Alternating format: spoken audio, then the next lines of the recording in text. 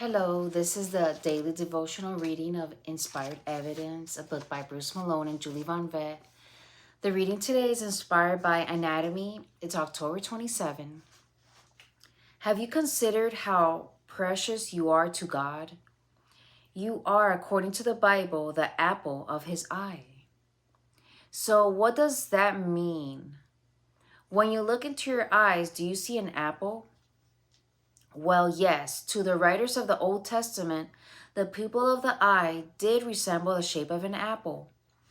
They saw an apple pupil in your eye. This precious pupil allows sight. It must be protected.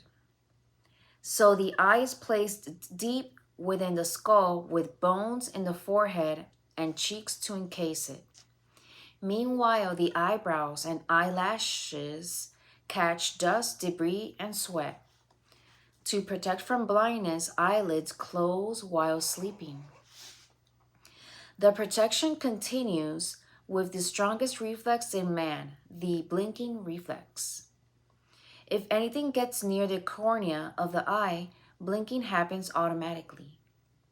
This blinking reflex is also the last reflex to exist prior to death. When a nurse or doctor wants to see if a deeply comatose patient has died, they bring a piece of cloth near the cornea of the eye. If they blink, they are still living. If they do not blink, they have probably passed. To be the apple of God's eye is to experience his supreme protection. God protects us reflexively even unto death. The best example is the death of his son on the cross. That is how precious you are to God. You are the apple of his eye.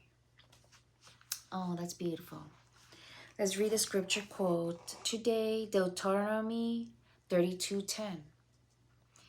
He found him in a desert land and in the waste howling wilderness. He led him about. He instructed him. He kept him as the apple of his eye. Oh, that's wonderful. Today is Sunday. I went to church. It was great. And I gave a testimony of sometimes I feel like I don't want to go to church. But I always force myself to, no matter if I'm feeling too tired or if my patience is running low because the kids are fighting or something like that.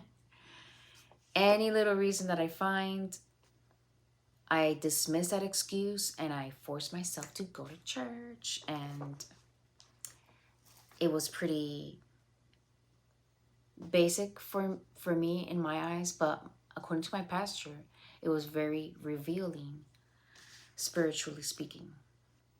Anyhow, if you feel like you don't want to do something when you know you should, it might be because there's something negative stopping you from it, which is beyond your comprehension.